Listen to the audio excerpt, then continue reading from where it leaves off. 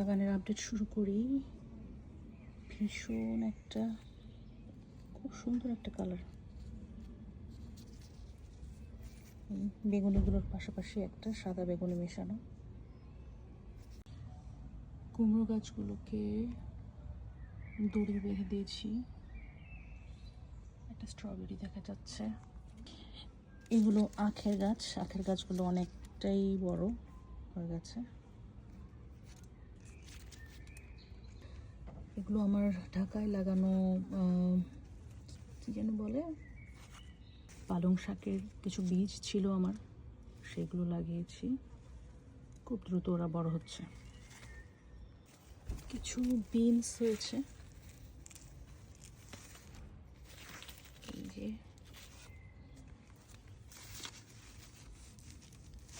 কিছু বিনস, ভেতরে ভেতরে অনেক জায়গায় বিনস হয়েছে। এই যে এখানেও বিনস কিছু, এগুলো তুলতে হবে। কোথায় কোথায় যেন বিনস হয়েছে।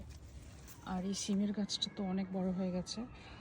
আর এটার মটরশুঁটিগুলো আপনারা দেখেছেন যে আমি খেয়েছি অনেকগুলো। আমি ভাবলাম যে গাছটা মরে যাবে হয়তো, কিন্তু পরে দেখি যে সে আবার অনেক গুচ্ছ গুচ্ছ ফুল দিয়েছে।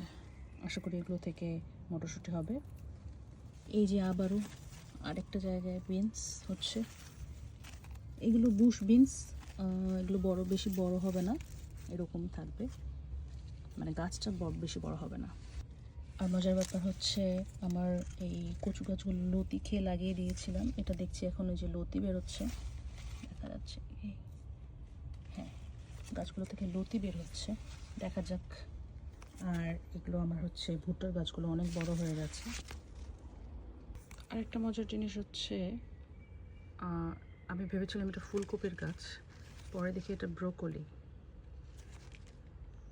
আমার ভীষণ পছন্দের একটা ফসল। আর শশা গাছগুলোতে আমি দেখি এই যে জুম করে দেখাই, মেয়ে ফুল এসেছে। এই যে শশা সহ একটা ফুল ফুটেছে, এটা স্ত্রী ফুল।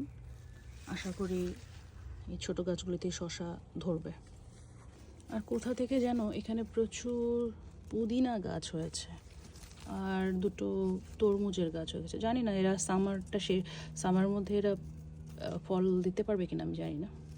তো এই হচ্ছে আপডেট বাগানের।